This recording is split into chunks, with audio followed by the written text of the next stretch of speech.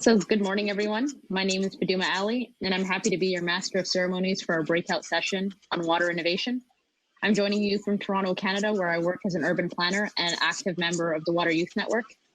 I have to say, as a generation, we are deeply disappointed about the environment, economy, and society we are inheriting. When it comes to water, members of our networks work side by side with governments and civil society to advocate for a sustainable development goal on water and sanitation. And we were extremely pleased and hopeful when SDG 6 was adopted with ambitious targets for safe water access, sanitation, water quality, and efficiency, along with targets for water-related ecosystems and water management. For the first time, we have globally negotiated targets that address the entire water cycle. In 2015, youth around the world celebrated the adoption of the Sustainable Development Goals. Now, as we see how off-track countries are with SDG 6, we are deeply concerned. The Water Youth Network is creating a world where young people work together to become agents of change and ultimately improve the world's water situation. Our generation is leading the charge on water and climate change because although we have not created the problem, we will suffer the most severe consequences. I'm looking forward to learning how UN Water and the private sector are innovating to help achieve SDG 6, and I'll be taking the outcomes back to my youth partners, and I hope to share some inspiring ideas and solutions. So now on to some housekeeping. Our session today is only 1 hour, so I encourage all of our speakers to be concise. As I mentioned, we are focusing on innovation, and we'll hear first from the UN Water Vice Chair about the recently launched SDG 6 Global Acceleration Framework. We will then move to a moderated panel, followed by closing remarks by the Undersecretary General of the Department of Economic and Social Affairs. So in the interest of time, rather than lengthy introductions, please find the biographies of all of our excellent speakers on the event webpage. And just so you all know, you're able to double click on the speaker's window for a full screen. This will be useful whenever someone is sharing a slide, or else it won't be viewable. And without further ado, I'm very happy to introduce the UN Water Vice Chair, Oche Unver. Oche, you have the floor. Thank you, Fatima. Hi, everyone. Good morning, good afternoon, good evening. I apologize for not being able to send you my video. There must be a technical glitch, but I'm happy that you can hear me at least. So let me first thank the co-hosts, UNDESA and the UN Global Compact CEO Water Mandate, and my fellow panelists and participants for joining the breakout session. And it's a pleasure to be here with you on behalf of UN Water as the Vice Chair.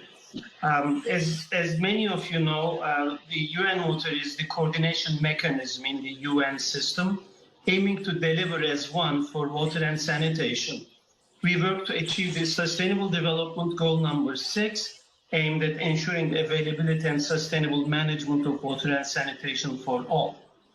We know that the global demand for water is rising, water resources are becoming more and more polluted, and SDG 6 is far off track.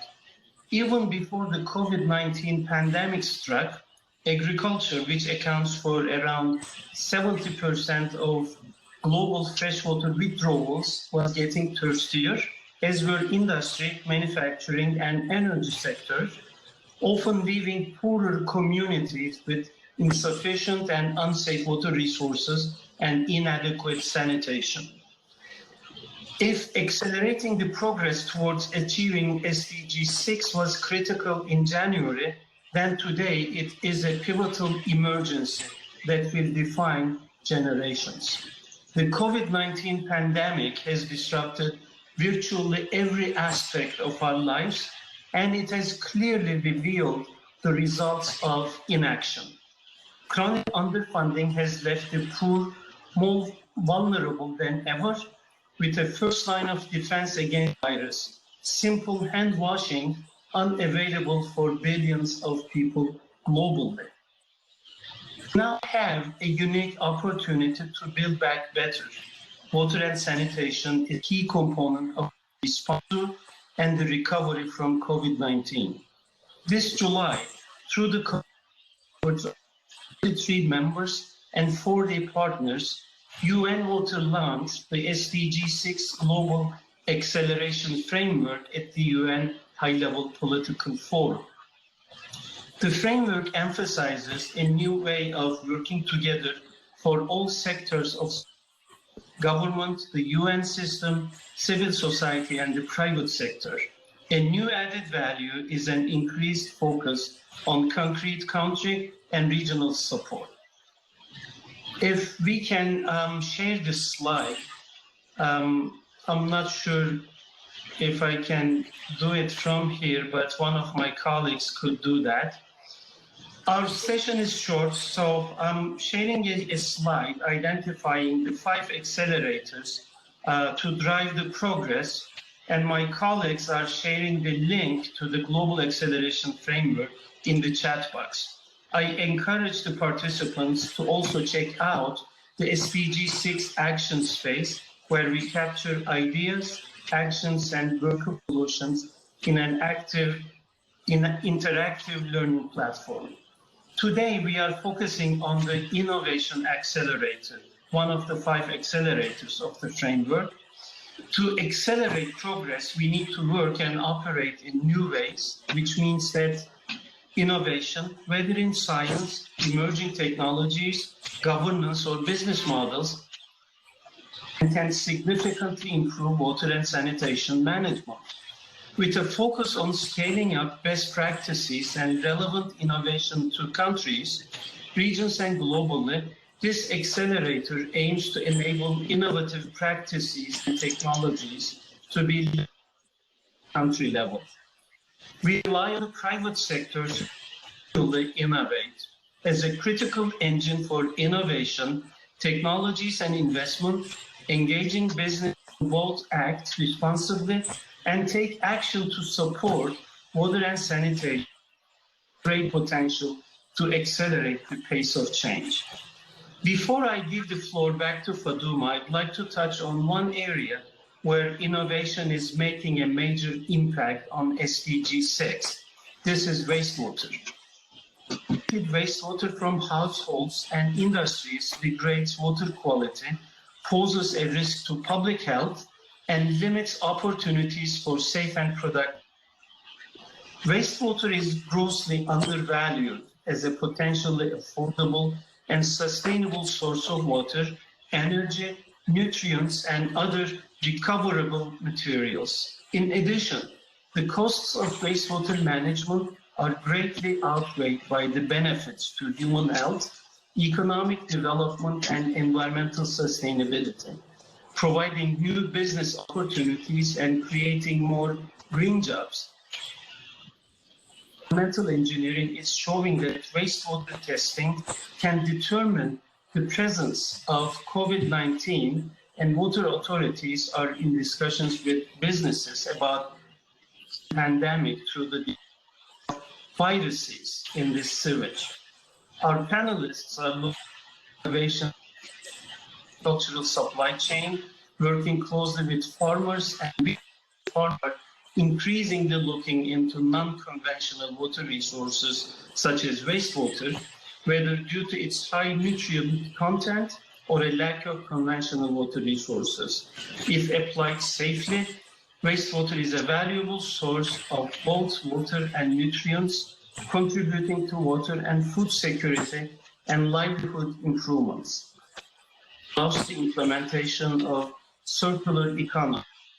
This is but one of the many examples, and I very much look forward to hearing private sector representatives and using innovation to drive sustainable outcomes. Ladies and gentlemen, this meeting could not have come at a better time.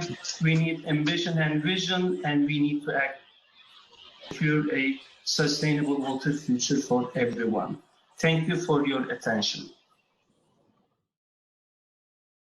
Thank you, Ochai. I especially like the SDG 6 action space. I'm sure the Water Youth Network will contribute. And now I'm happy to hand over to the head of the UN Global Compact CEO Water Mandate, Jason Morrison, who will moderate our panel discussion. Jason, you have the floor. Great. Thank you, Faduma. Thank you, Ochai. Good morning, good afternoon, good evening, everyone. My name is Jason Morrison. I serve as the head of the Sea Water Mandate, which is a partnership between the UN Global Compact and the Pacific Institute that goes back to 2007. And today, the co-organizing entity for this event is the Water Resilience Coalition, which is a flagship initiative of the Sea Water Mandate that launched this year. Many of our attendees may not be familiar with this initiative, so I'm going to introduce it using today's theme, innovation. At the core of the coalition is the recognition by its members that we need to dramatically elevate the ambition and accelerate the action on water.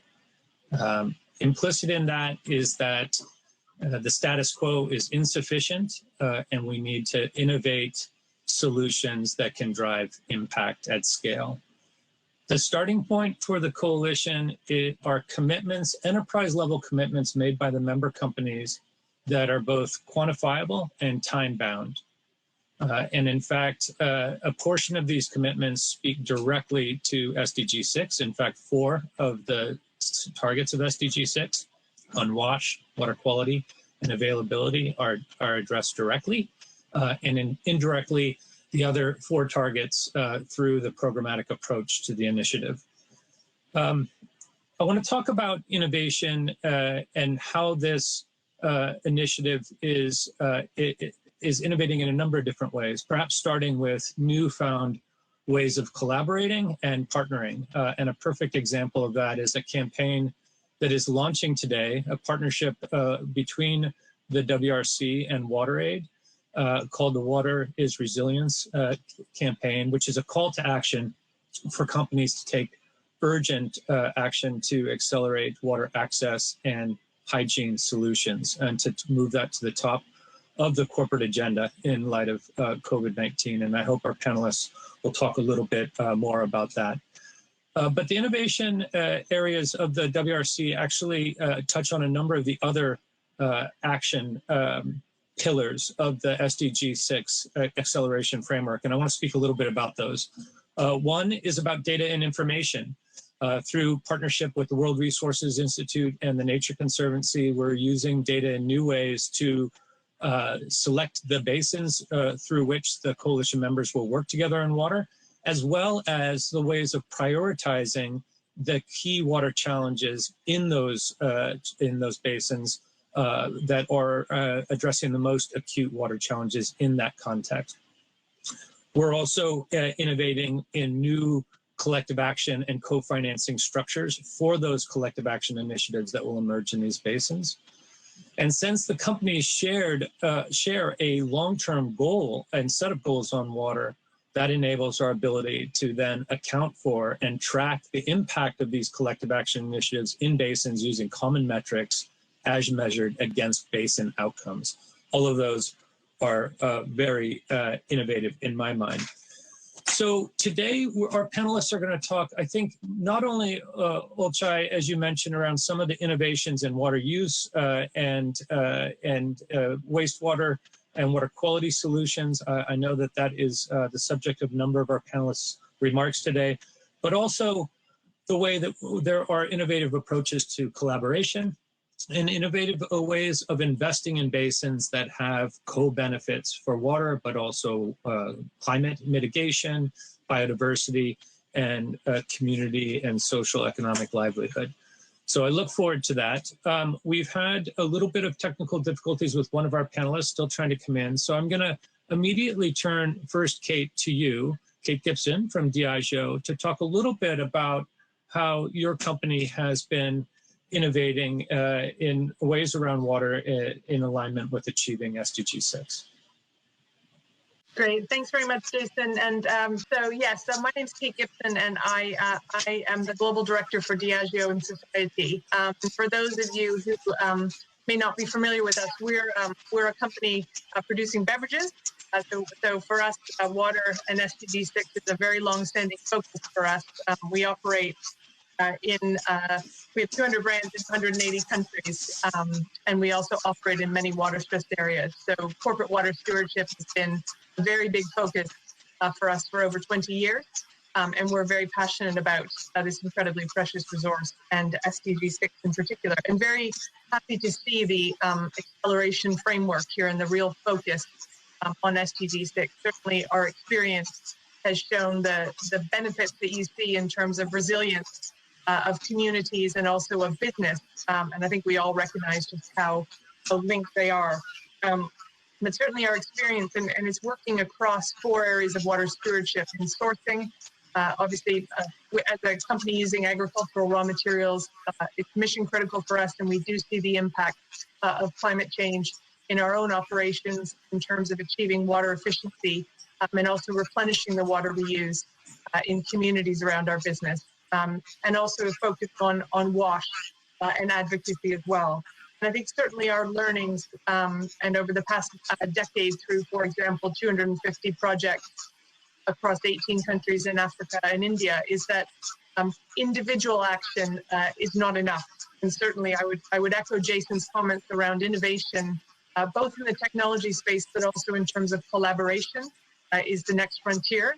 And I think the acceleration framework gives the private sector something to base its on and a way for people to come together. And certainly that's one of the benefits that we see as a founding member of the WRC, in terms of the ability to have a common set of goals and also really to collaborate at the basin level. And then I guess the other thought I would share is, and why we are definitely welcome the campaign being launched today around water resilience along with WaterAid, which is a longstanding partner of ours, is the real recognition that WASH in communities has such an incredible benefit in terms of resilience and also poverty alleviation. And obviously, as has been said before, COVID has really demonstrated the very pressing need to make sure that it's embedded across company operations, across communities, across sourcing communities, and is a real rising focus. So we certainly, in the many years we've been partnering with WaterAid, we have definitely, we've had a partnership that's really helped us to see the unlock that a focus on WASH can have. And I was also delighted to see in the acceleration framework the focus particularly on women and girls, and the power that you see of women and girls taking part in being upskilled to manage those water resources. Just one story from our standpoint, in Nigeria, which is a place we've been engaged in WASH projects for over 20 years now. When we go back and visit those projects and we assess them, I think one of the things that we've been incredibly proud of and very pleasantly surprised by is to see the longevity of them, but also see the way that the community has embraced those projects, and also the unlock in terms of poverty alleviation that we see as a result. So we're absolutely delighted that this framework is out there, that this panel is happening today, and look forward to speaking with you. Thank you. Great. Thank you, Kate. Let me turn immediately to Eric. I know has been taking on a number of innovative strategies, both about investments in watersheds and engaging in your supply chain, and doing so in a way that looks to realize the co-benefits associated with investments in water. So, Eric, can you share a little bit of how you guys are innovating around this issue? Well, thank you, Jason, and it's really an honor and a pleasure to be with you today. So first of all, I think when I think about water for us, of course, in Danone, water is one of our business lines, but it's also an essential in everything we do as a food and drink company.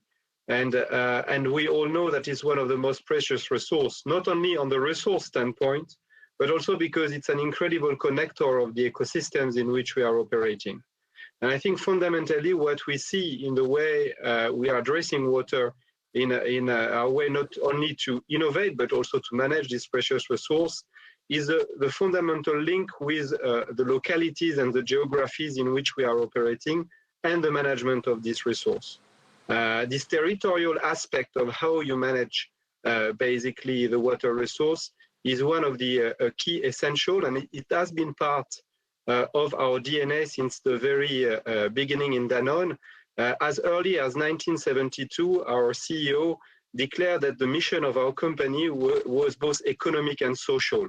And the social dimension of managing water, as our friend earlier stated today, is absolutely essential. There is a cultural element in water that is very important. And that's part of the way you have and you can innovate when you think about water.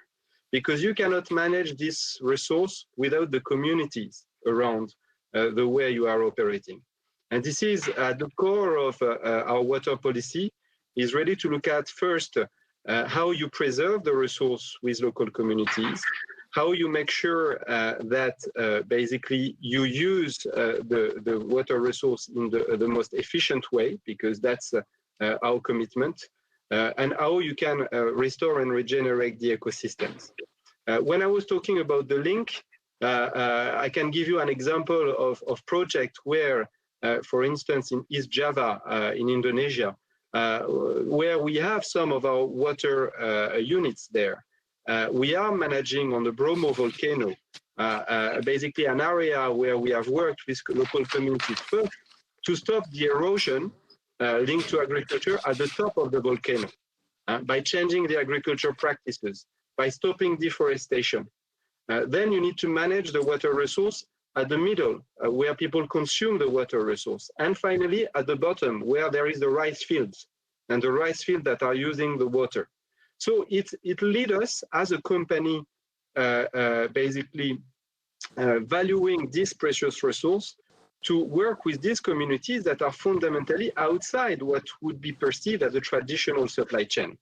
And I think that's where the innovation is, because you need to work with the rice growers, you need to work with the potato growers at the top of the volcano to reduce the deforestation. And this is basically the ecosystems you need to manage. And finally, and we have discussed with the CEO Waterman that many times about that, when you talk about water, for a company, one of the next mile of innovation is really monetizing the externalities that water is. I mean, there is a fundamental paradox today, is where the water is scarcer, this is also where the water has not enough value. So we need to find a way to change this paradigm.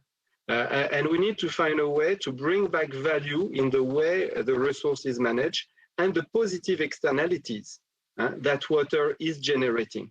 And that's one of our colleagues was mentioning around biodiversity, carbon sequestration. When you protect wetlands, for instance, you store carbon in the soil. So this is an all very interesting areas, working with communities, but also creating the conditions to make sure that the ecosystems are valuing water for the service it renders. And this is absolutely important to connect with the mission of a private company. Fantastic, Eric. That's great and succinct, clear. So Anya, welcome. I'm glad that you were able to overcome the technical hurdles. And I'd like to go over to you next, because I know that the Clean Climate Fund has been looking at more innovative instruments around financing and investing to accelerate progress on SDG 6. Maybe you can share some of that experience with us. Thank you very much. It's really a pleasure to join you today. Sorry, I was a little bit late there. I want to share with you some of the journey that GCF has been on. So in the first 4 full years of GCF operation, that's from 2015 to 2019, GCF invested a total of $5.6 billion US. And that was in 123 different climate adaptation and mitigation projects in developing countries around the world. The contribution towards specifically water-focused projects within that was a total of $607 million for 17 projects. And it's interesting to see where those projects are, which sectors those projects are located in. If you look at the different subsectors of water, about half of them were actually for water supply, sanitation, and hygiene projects, and mostly in small island developing states. That is where water scarcity is very acute.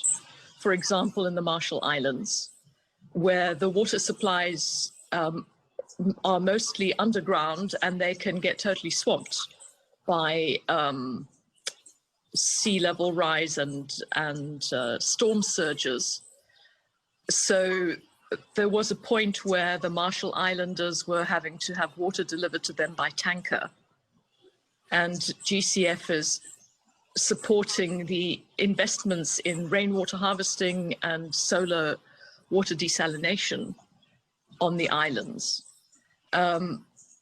We have a further 40% that was invested in integrated water resources management across the board. And then we had about 13% of that total investment into flood protection, and a rather smaller amount, 3%, into protection against drought. But I have to say that these were the projects which were purely focused on water. We also have a number of other projects in the areas of agriculture, where, for example, a component of that project would be innovative irrigation. The private sector would have quite a large role to play.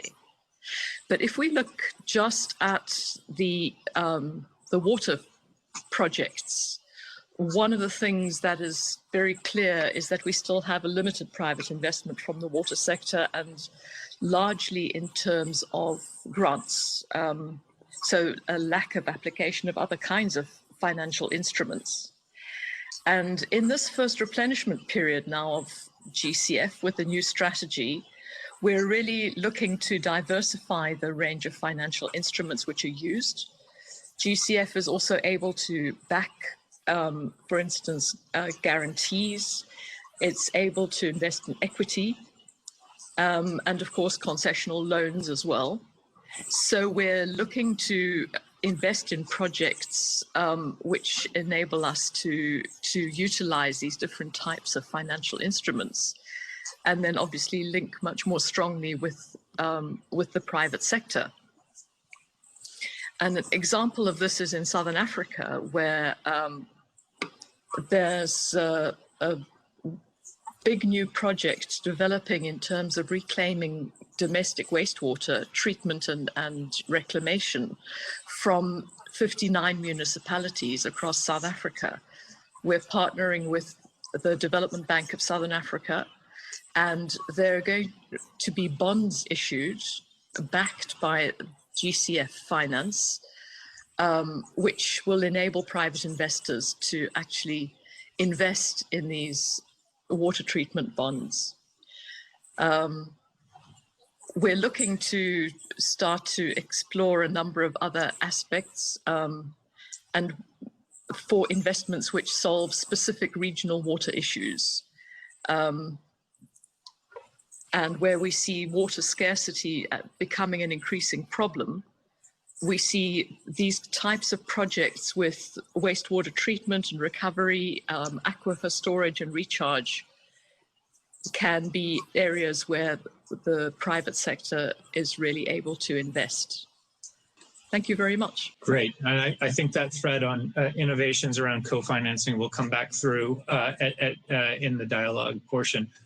Just want to encourage attendees that have any questions to include them in the chat function. I hope we'll have a time to take a couple of those toward the end. But let me turn, Samantha, to you to talk a little bit from the perspective of an apparel brand that's been leading on water. And I know working not only throughout your value chain, but collaborating in innovative ways with local communities, as Eric has talked about Danon's work. Perhaps you can share some of those experiences with us. Sure. Well, thank you all first for having me. It's great to be here. PVH, just for those who aren't familiar, is a large apparel manufacturer, and some of our leading brands include Calvin Klein and Tommy Hilfiger. So I first just wanted to echo some of the points and definitely on the collaboration piece. You know, we've long known and talked about collective action as being critical. Saying it is easy, doing it is the hard part. And just the second piece is we think about getting into those innovations, really excited about the work that the Water Resilience Coalition is primed to do with respect to metrics and consistent targets that will enable us to look at this work more consistently and enable us then to evaluate the innovations coming, the technological and other solution innovations coming into the space and what works. So just from a PVH standpoint, We look at water across our value chain, as Jason mentioned. We have a 2030, what we call our forward fashion strategy that has many targets across social and environmental issues. And three areas in which we really try to hit on water more specifically is one, we do work to remove hazardous chemicals from our supply chain. So that's working with the facilities to drive compliance with manufacturing restricted substances. Interestingly, I think there's some interesting innovation happening in the wastewater space. It was great to hear the comments on it earlier. Sometimes what we find, and there's some companies, one in particular called Sea Change that we've done some pilots with that I would encourage you to check out because they're doing some really cool work to try to streamline wastewater processes and simplify it. But sometimes what we find with wastewater and what's going on in the wet processing facilities for making clothes is that the wastewater treatment plants just simply, there's not clear knowledge about how to operate them. So while tech innovation can be really valuable, sometimes the innovations around capacity building and helping to upskill and ensure there's the right people in place to run the systems is really critical. Then we also look at water, and we have a target related to collective action, where we're due to work in 5 basins as we get to 2025. We currently work in 4 areas. In southern India, in Hawassa, Ethiopia, in China, and in Vietnam, very much linked to where we are have a heavy concentration for our sourcing. And so that's where we've had the opportunity working with the water mandate, with WWF, with GIZ, to really dig into the local needs of those communities. And each stage was different, but one of the projects I'll just speak to that we find to be really exciting is with respect to the work in southern India, in the Noyal River Basin. That was an area with a high concentration of textile production, where work really hadn't started, and there was a need to begin a lot of research, looking at the different aspects of the river basins, which was done with WWF, and start to do river health assessments and figure out what different interventions could be. And what's been really exciting as we start that path and we're starting to identify, or not we, but really it's WWF who's been a phenomenal partner, where there have been some great collaborations with the CEO Water Mandate to look at testing out context-based targets with that work. Also bringing in WWF, I want to make sure I give them credit for bringing in HSBC and IKEA, which is invaluable, and having more parties at the table. But as we really start to look at some of those solutions, what we're finding is that they will not only address the water quality and the watershed issues, but they have positive impacts for biodiversity. They have some really interesting, there's some potential then to look at, can we lean in on some of those solutions and even translate those into be future materials or feedstocks? I'm talking in a real potential space here, but for fibers. So really thinking about the water stewardship work as being a link into other environmental impacts in addition to climate change. And so I think there's a lot of innovative collaboration there that started. We're really excited for that to expand, and then to think about how solving those different problems open up new opportunities for different environmental impacts. Great. So I want to get into a little bit more now, after our prepared remarks, a more interactive discussion among the panelists. Samantha, you talked a little bit about how in some instances when working with your supply chain partners, in order to scale the uptake of technology, there really needs to overcome a capacity issue, and that is the challenge that needs to be addressed in order to accelerate the progress. And I want to turn to you, Kate, to see if you can identify what some of the challenges that you faced when you've been trying to pioneer or innovate and really accelerate the action on water. And not only what the challenges have been, but any solutions you guys have found to overcome those challenges. Yeah, no, it's a great question. I think, I guess think about this from a sort of, there's an internal lens as a change maker within a big global company, and then there's the external lens as well. And then obviously the two intersect. I think one of those that we've seen the challenges over the past 20 years is obviously the link between global scale strategies and then the very context-based aspect of water. Anyone working in this space will no doubt be familiar with that. And I think the other aspect on it, and it was mentioned earlier around this very precious resource not being priced in a way that reflects the very precious nature of it, and also the devolved administration in many cases of water. So it does create a challenge around making the case internally for investment. But I certainly, the way that we've found to overcome that is, and this is very much, through work with our partners and through the experience we've had, is all the many benefits that you see across the resilience of your business, across the health and resilience of your workforce, across the social and economic development of sourcing landscapes, and really getting the sourcing aspect into it, and then also the local community as well. And it's one of those things, it does create over time a virtuous circle where you have more and more evidence of the many different benefits that you see. It makes making the case for future bolder action easier. But that's sort of 20 years type of experience on that front. And I think the other challenge that we see is, and again, is the water climate change nexus. I think is something that we're all very aware of. But there is a temptation to want to focus on one or the other, and you certainly see those type of competing priorities. So again, it's around making the case, for example, around innovation around drought-resistant crops. We've talked a bit about the power of nature-based solutions in terms of helping communities, in terms of the preservation of water, and in terms of the economic development as well. So I think it's making sure that you have that multifaceted conversation so that you can make the case.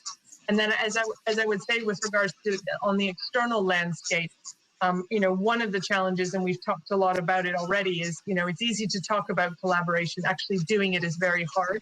And again, so this is why innovations like the WRC are very helpful in the sense of prioritizing basins and actually having a common set of data that allow you to figure out where does that fit in your priorities, what action are you going to take, and actually to be able to build onto something. I think we've had a period of time where people have been acting alongside each other in priority areas, but haven't actually really been collaborating. So I think, obviously there's very urgent action needed there. So I think the more common framework and data that we have will make that private sector case easier to engage in. Fantastic. I want to pivot to you, Eric, and I know you guys have been innovating in many dimensions around water, and in fact, as a company and your business model and becoming a B corporation.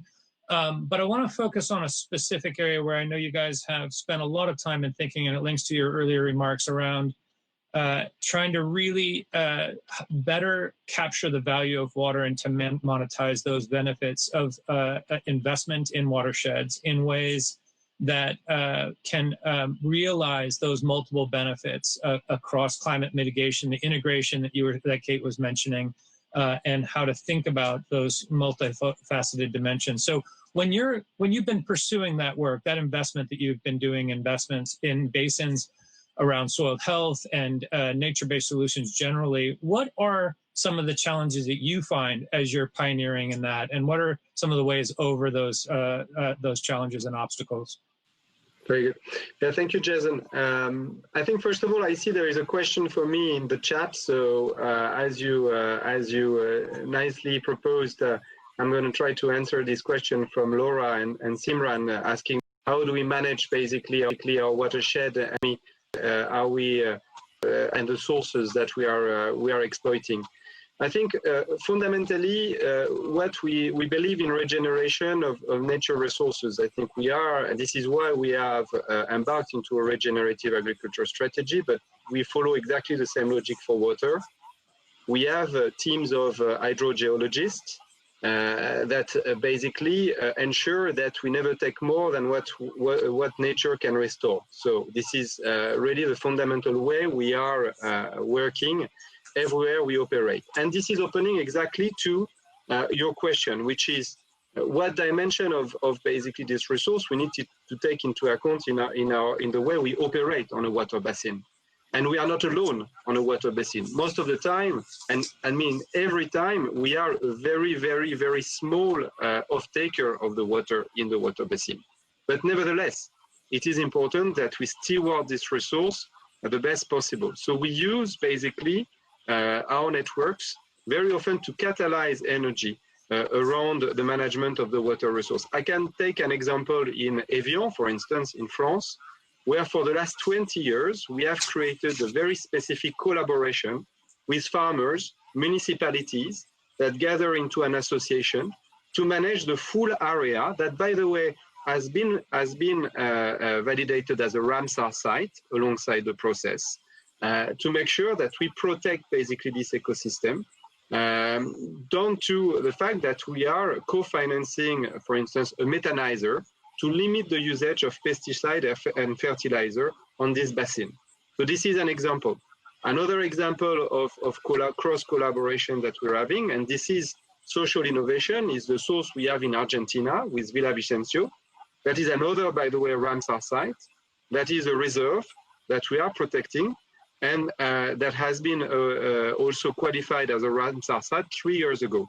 So these are two examples where I think the innovation you're calling about, Jason, is really about making sure that when we are working with local communities, we don't shy away from our responsibility, but we need to open collaboratively. That means that a company has to open its governance to other type of interest. It has to open its governance to other type of timing. When I talk about a 20-year partnership, you know, when you think that you're a listed company and you need to report every quarter, like many of my colleagues today, you know, it's another timeline. But this is the timeline you need to consider to manage a natural resource. That's very often the difficulty we're facing as, I would say, sustainability professional, is this tragedy of horizon. So you need to integrate that in your business model and find a way to share the value differently. So I go back again to one of the things that I believe is very true, and I think the point that Anya was making is very interesting. We need also to create new financial stream, financial mechanism to make sure basically this long-term management of the resource is entering into the economic equation of corporates. And I will stop here. There is one battle that I am following right now, which is I don't understand why accounting standard now, when I invest into gray infrastructure, I have the capacity to depreciate it. But when I invest in green infrastructure, protecting a water basin, it is basically eating my P&L the year it's not an investment, it's an expense. Well, in fact, you're investing in nature. And the good thing when you invest in nature is that it's appreciating. When you invest in gray infrastructure, it's depreciating. So we need to change the system of thinking here. And this is how you can create nature value. And I think the coalition we're talking about today is really for me about that. It's putting great minds together like today, ready to create these synergies and invent a way to channel different stream of financing. And I think I'm very impressed with some of the examples my colleague have described. There is a commonality of thinking. We need to gather and make it a reality. Fantastic. And I can't resist immediately, Anya, to turn to you. You had mentioned in your prepared remarks that you're moving in the Green Climate Fund toward structures that are more conducive to collaboration with private sector finance. You spoke of some examples of that in Southern Africa and South Africa specifically. Building on some of Eric's remarks, what do you think are some of the challenges to these new to scaling these new collaborative structures that involve more co-financing from private sector entities? Well, from our perspective, I think issues is that climate risks are not yet being priced in by companies looking ahead at their water security, you know, looking at changes in precipitation, looking at what's happening in terms of, potential droughts and having to look for more innovative water resources, and investing in developing those. So what we're trying to do is to create awareness around these climate risks and to encourage companies to look at the longer term. We think that, that there are a lot of risks ahead which are not being properly priced in to people's balance sheets.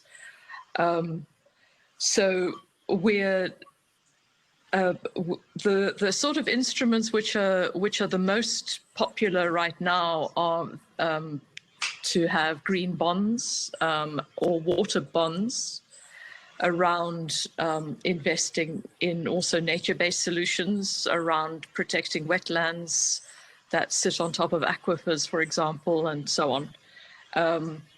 But I think going forward, we're going to need to look more at developing equity instruments where GCF could actually invest in helping to de-risk new investments in developing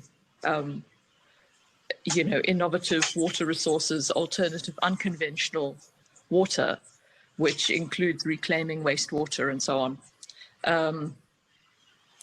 I really think that going forward, as climate change starts to bite harder, we're going to start to see much more of an awareness of these kinds of risks and an awareness by companies to be able to, to be willing to invest more also in issues such as climate information, to simply have the data, to participate in early warning systems, to start protecting their supply chains from climate risks and so on. And so GCF wants to participate in de-risking some of these investments that companies are going to have to be making. Sure. And let me use that input to pivot a little bit to Sam and maybe trying to take a little bit of a longer view. Sure. Anya, you talk about how perhaps the business case isn't there because companies aren't satisfactorily pricing in climate risk and its implications for water, and don't really therefore have the strong business case they need. But as we think longer term, Samantha, and we try to think about how we really scale action on water, and what are going to be some of the actions that will need to happen to move beyond the, let's call it 10 to 20 dozen companies that really get water, that are leading on water, but how we need to kind of get over to mainstream the action on a longer term horizon. What do you think are some of the key things that need to be done in order to move the needle at scale? Yeah, so I would say about 4 things. It's a great question. And can you hear me okay? Still? My audio good? Okay, great. So first and foremost, I think I totally agree with the pricing of externalities. I think that's a complicated, not only challenge, but then a communication challenge to help companies, especially those who aren't as immersed or committed within sustainability, to understand. So I think while that work is going on, connecting this work into the business continuity and risk management work is really critical. And linking that in to help businesses think about how to start addressing those from a risk standpoint. I think, and I'm speaking from an apparel standpoint, but we have, as we're looking at ways to measure water impacts and from the local context-based standpoint, how can we set that up? So apparel has a number of industry tools that we use to measure performance that now are starting to be translated into how we talk to the consumer. And so our business leaders are going to want to know, as these new water metrics are coming up, how do we work those in to our ways of evaluating impacts that ultimately translate to the people we're trying to sell goods to, in addition to other stakeholders who are asking about these impacts, from investors to wholesale customers, and you name it. So I think those are 2 big areas. And I guess to build a little bit more, I think the metrics piece, and we've talked about this, Jason, where climate has these metrics and water hasn't the community hasn't been able necessarily to articulate those in the same way.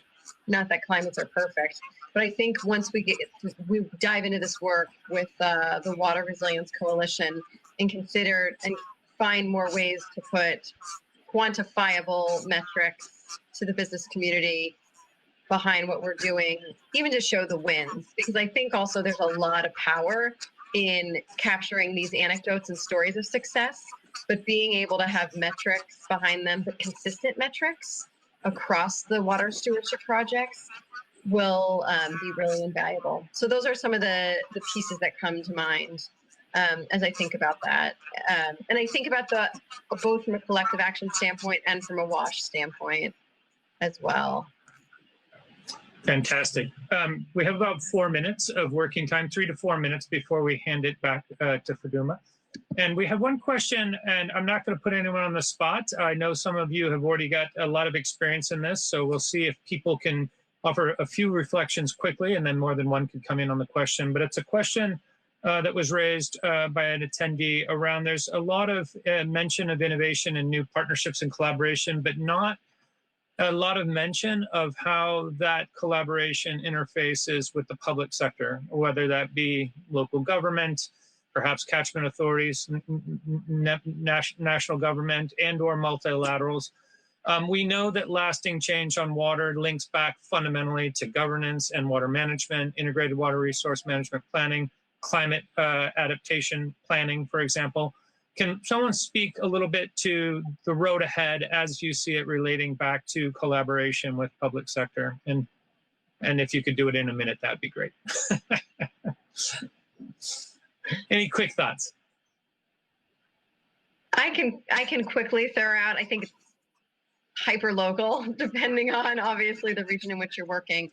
I would say for us, we've worked in Hawassa, Ethiopia with the government. There was a common interest in bringing the apparel industry there, but doing it in a way that was sustainable in the broadest sense, but also in an environmental sense. So I think when you're working with common goals, we've had government at the table in addition to a lot of other local stakeholders.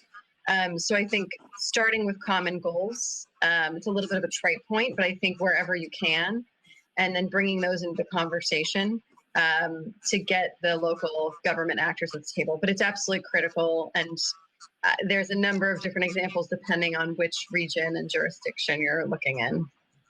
That would be my quick thought.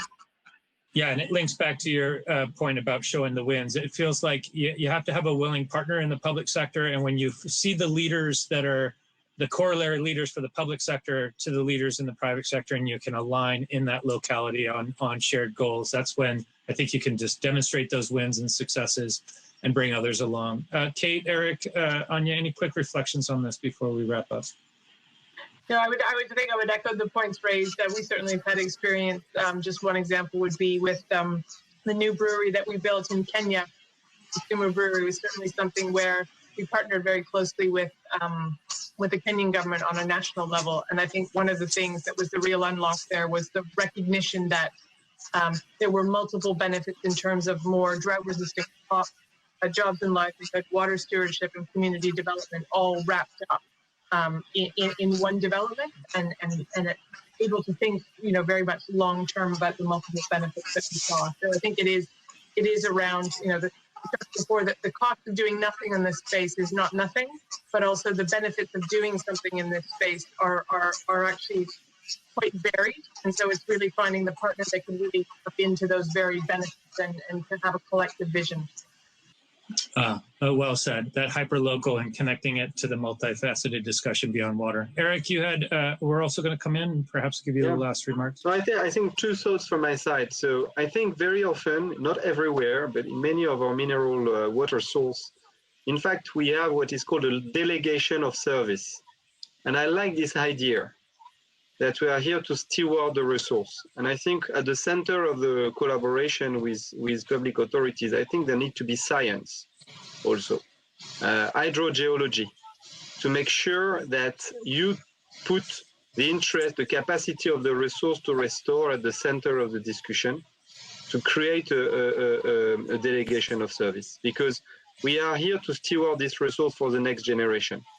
And I think that's probably the place where all parties can agree. Companies, citizens, municipalities, and it's very important, I think, sometimes to go out of an emotional discussion, which has to be emotional, because this is one of the most precious resources we have.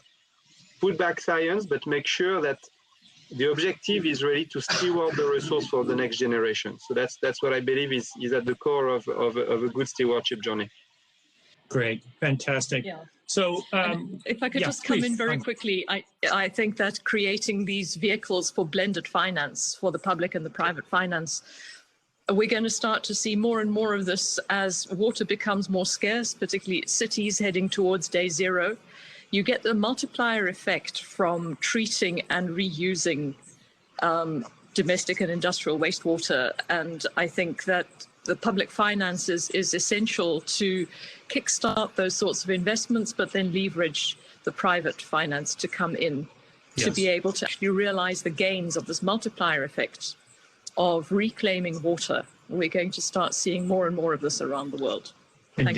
Thank you. And one of the things I've noticed about that blended finance approach is the insistence that the business community has when they invest on having trackable metrics and outcomes, and therefore built-in accountability to those types of approaches. So we've got a couple of minutes over. Back to you, Faduma. It looks like we have Nicholas from UNDESA might be taking us home with the closing remarks, but Faduma, back to you. Thank you. So thank you so much for all of our panelists, to Jason for expertly guiding the discussion.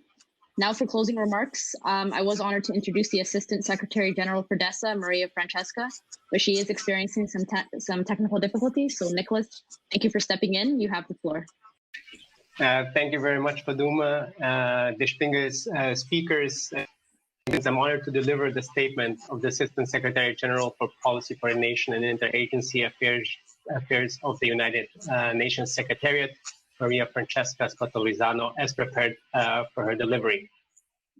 Distinguished guests, ladies and gentlemen, thank you for your participation in today's SDG Business Forum breakout session on untapped potential water innovation to advance the SDGs.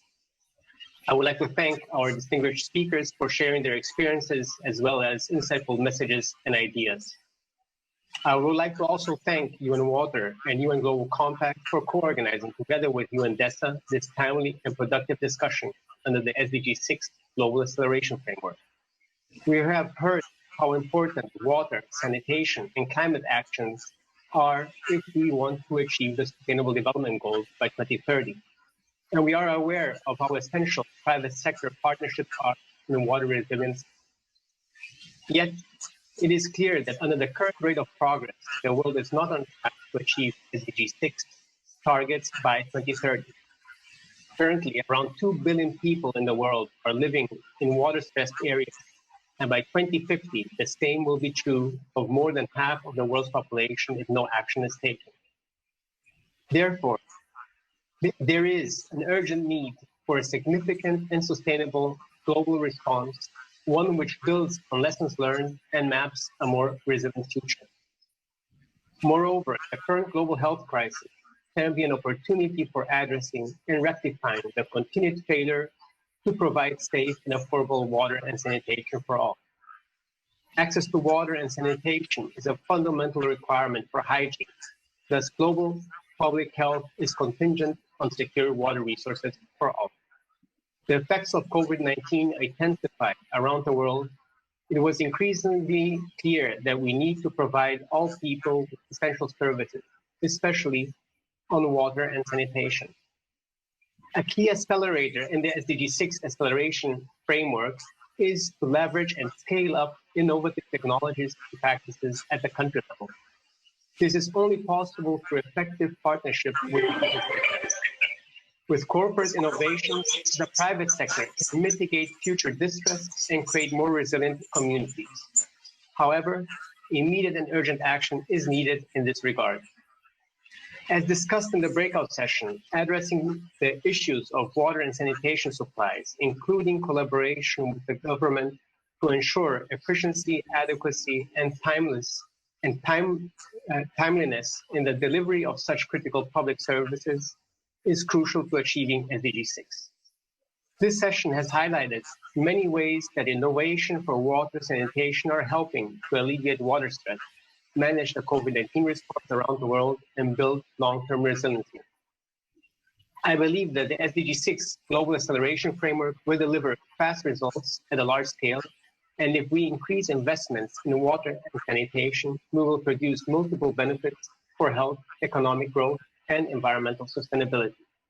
The United Nations system, in coordination with its private sector and multi-stakeholder partners, will unite international support to accelerate progress towards achieving SDG 6.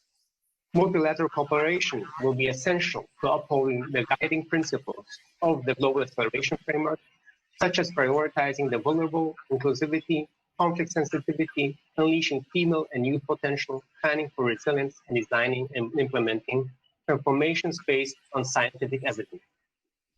At this point, I would like to commend those who have pledged support to the SDG 6 Acceleration Framework through the Water Resilience Coalition. You are vital to our efforts in exploring how innovations in supply chain management, technology, and governance practices can advance the 2030 agenda.